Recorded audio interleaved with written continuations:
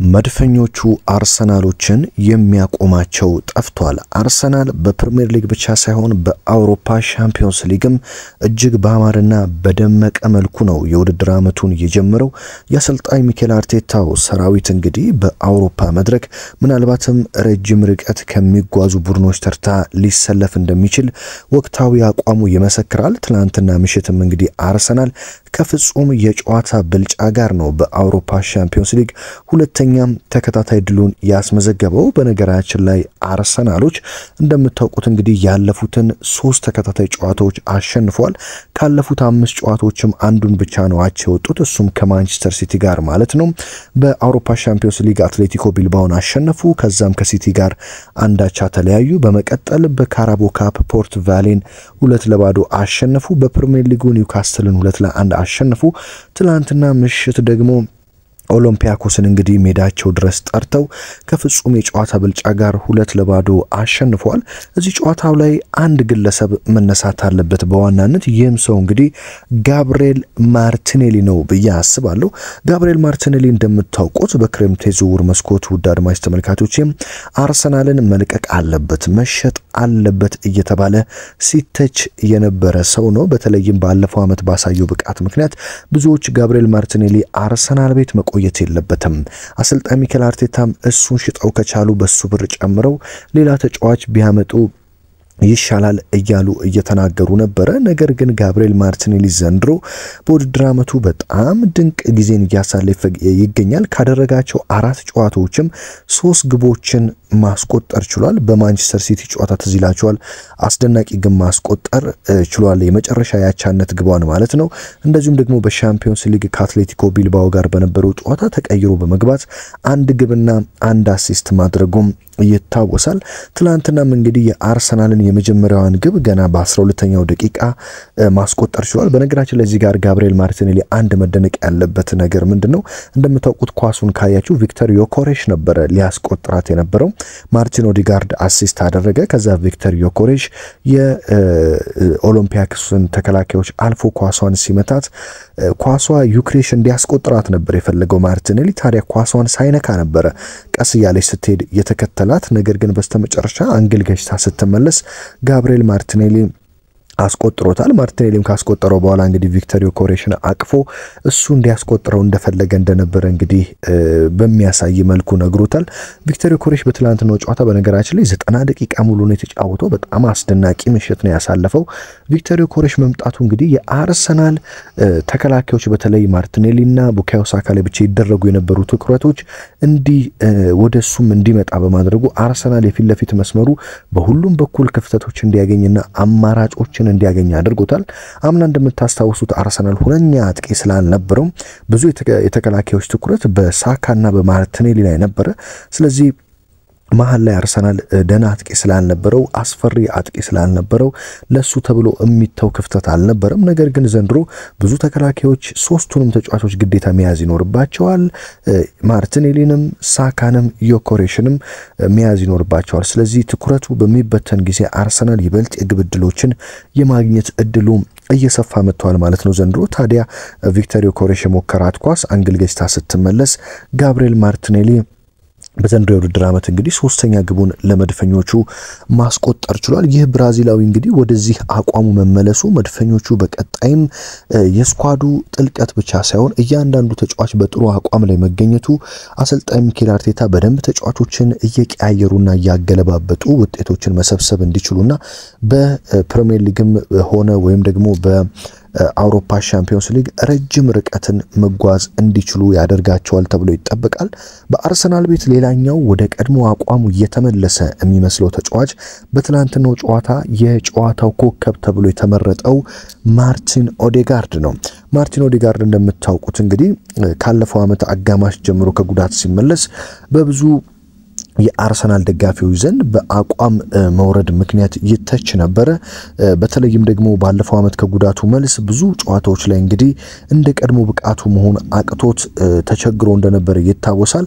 ነገር ግን ዘንድሮ በተለይም በኖቲንግሃም ፎረስቱ ጨዋታ የተከሻ ጉዳት ገጥሞት አንድ ጨዋታ አምልጦት ከመጣ በኋላ በፍጹም ሌላ ተጫዋች ሆኖ አስደናቂ አቋሙ ላይ ተገኝቶ ነው የመጣው። በኒውካስትሉም ጨዋታ እንግዲህ የጨዋታው ቀያሪ እንደነበረ እናውቃለን። ኦዴጋርድ ተቀይሮ ከገባ በኋላ የመጨረሻው የተቆጠረችው ጋብሪኤል ማጋሌሽ ያስቆጠራትንም ግብ ኦዴጋርድ አሲስት እንዳደረጋት እናስታውሳለን። በጨዋታውም ላይ ሜሪኖ ያስቆጠራት ያቻነት ግቧ ከኦዴጋርድ ወደ ራይስ የመጣችው ነው። ራይስ አሻምቶ ሜሪኖ ያስቆጠራት። ስለዚህ ማርቲን ኦዴጋርድ በደንብ ወደ አቋሙ እየተመለሰ የሚገኝ ተጫዋች ነው። አርሰናሎች በዚህ ተጫዋች አቋም እጅግ ደስተኛ እንደሆኑ እየገለጹ ነው የሚገኙት።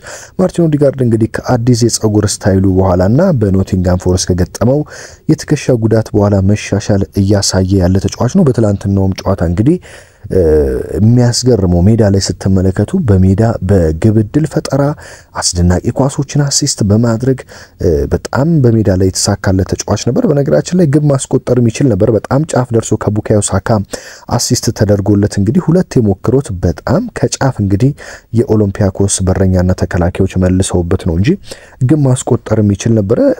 ኦዴጋርድ እንግዲህ በትላንትናው ጨዋታ የመጨረሻዋ ግብ ወይም ደግሞ የአርሰናሉ ጥቁሩ አልማዝ ቡካዮ ሳካ ያስቆጠራትን ግብ አሲስት አድርጓል። ከዛም በፊት የተቆጠረችው የመጀመሪያዋን ግብ ለቪክተር ዮኬሬሽ ያቀበለው ባስገራሚ ሁኔታ እሱ ነው።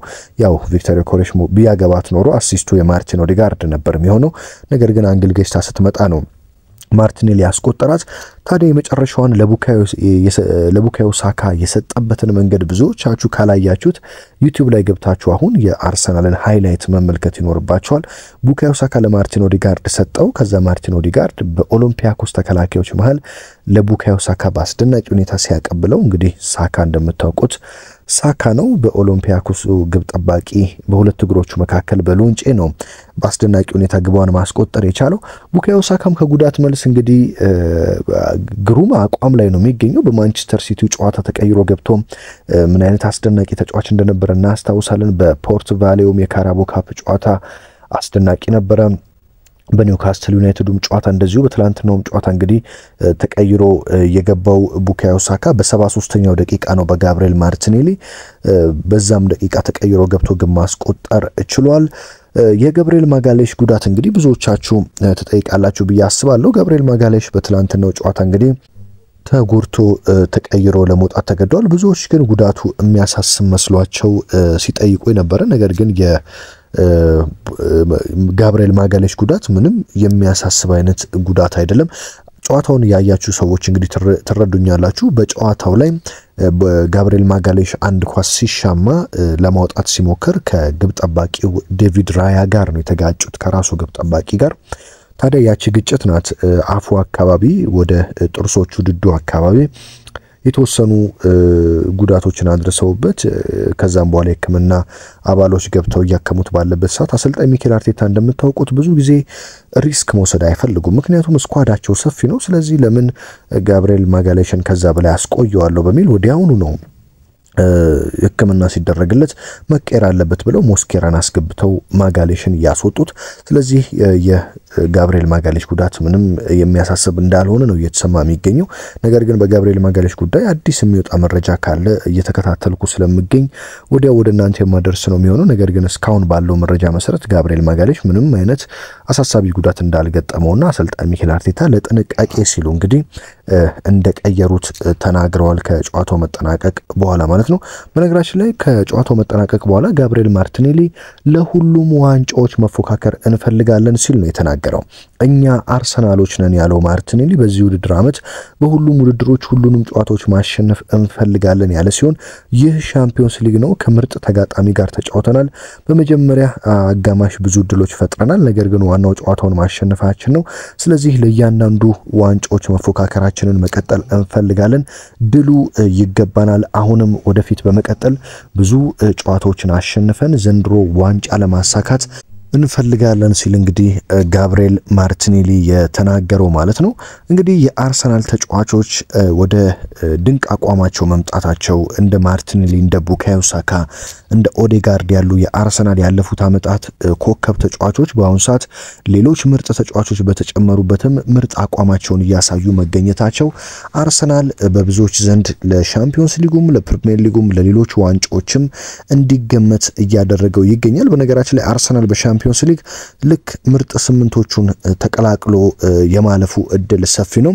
በአሁኑ ሰዓት እንግዲህ አርሰናል በአውሮፓ ሻምፒዮንስ ሊግ 5ኛ ደረጃ ላይ ነው የሚገኘው። ነገር ግን የሚበለጠው በግብ ክፍያ ብቻ ነው። ከ1 እስከ 6 ያሉት የአውሮፓ ሻምፒዮንስ ሊግ ደረጃ ሰንጠረዥ ከ1 እስከ 6 ያሉት ሁሉም 6 ነጥብ ነው ያላቸው። አንደኛ ደረጃ ላይ ተቀምጠውን ብንመለከት ባየር ሙኒክ 6 ነጥብ ነው ያለው፣ ነገር ግን 6 የግብ ክፍያ አለው። ሪያል ማድሪድም 6 ግብ አለው፣ 6 ነጥብ አለው። ፓሪስ ሴን ጀርሜን 5 ግብ አለው፣ 6 ነጥብ አለው።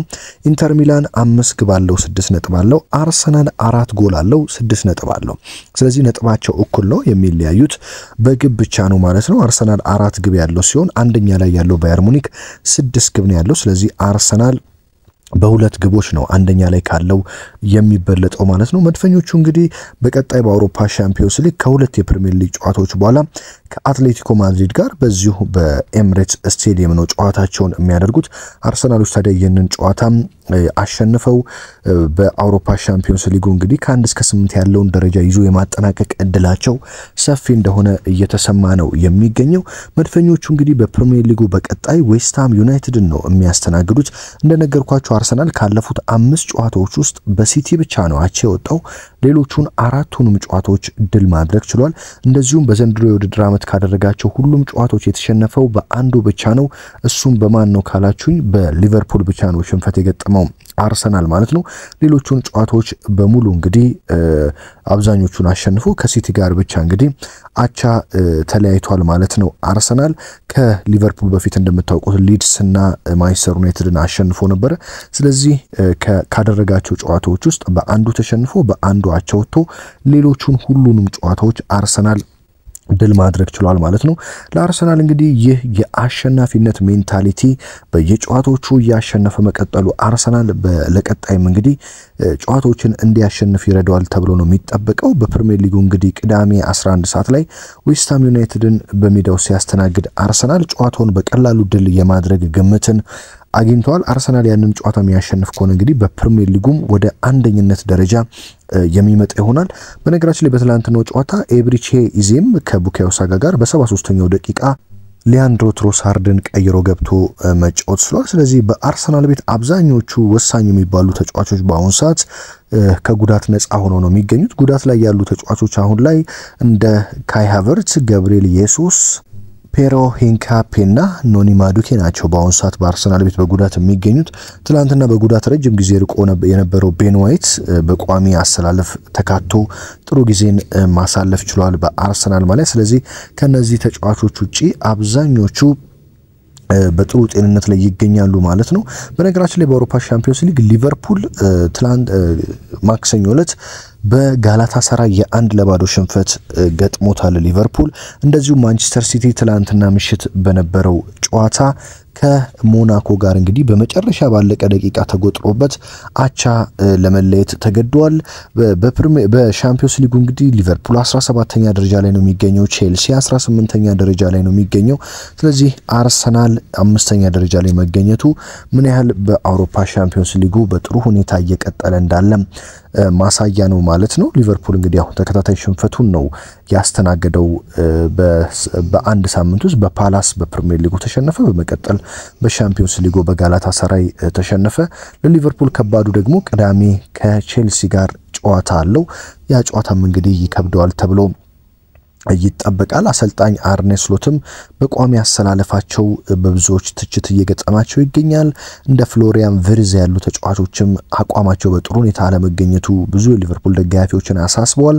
የአሊሰን ቤከርና የሁጎ ኤኪቲኬ ጉዳትም እንግዲህ ለሊቨርፑል ሌላ የራስ ምታት ሆኗል ማለት ነው። ስለዚህ ሊቨርፑል በቀጣይ እንደ ሲቲ፣ እንደ ዩናይትድ፣ እንደ ቼልሲ፣ እንደ አስቶን ቪላ እና ብሬንፎርድ ያሉ ጨዋታዎችን ነው በፕሪሚየር ሊጉ ተከታታይ 5 ጨዋታዎቹ እነዚህ ናቸው። ስለዚህ ሊቨርፑል ከነዚህ ምን ያህል ነጥቦችን ያገኛል የሚለው አሳሳቢና ተጠባቂ ሲሆን አርሰናል ደግሞ በቀጣይ ነጥቦቹን በደንብ እየሰበሰበ የፕሪሚየር ሊጉ መሪ ይሆናል የሚለው እንግዲህ የብዙዎች ጥያቄ ነው። አውሮፓ ሻምፒዮንስ ሊግ ላይ አርሰናል ምን ያህል ይጓዛል ብላችሁ ታስባላችሁ? አድማጭ ተመልካቾች በፕሪሚየር ሊግ ውስጥ አርሰናል ሊቨርፑል የትኛው ዋንጫውን የሚያሳካ ይመስላችኋል?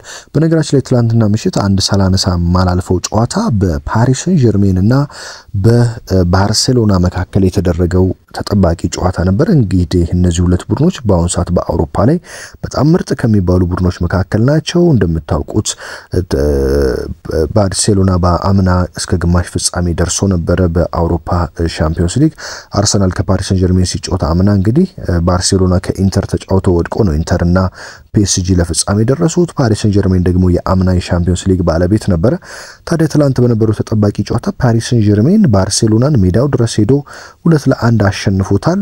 በጨዋታውም እንግዲህ ባርሴሎና በፌራን ቶሬስ አማካኝነት እየመራ የነበረ ቢሆንም ፓሪስ ሰን ጀርሜኖች ከኋላ ተነስተው በማይሉና በጎንካሎ ራሞስ ግቦች እንግዲህ ባርሴሎናን 2-1 አሸንፈው መመለስ ችለዋል ማለት ነው። ሌላኛው ከማንቸስተር ዩናይትድ በክረምት የዝውውር መስኮት ወደ ጣሊያኑ ክለብ ናፖሊ ያመራው ሆይሉንድ ትላንትና ምሽት 2 ግቦችን ለናፖሊ አስቆጥሮ ናፖሊም እንግዲህ በአውሮፓ ሻምፒዮንስ ሊግ ስፖርቲንግ ሊዝበንን 2-1 ድል ማድረግ ችሏል።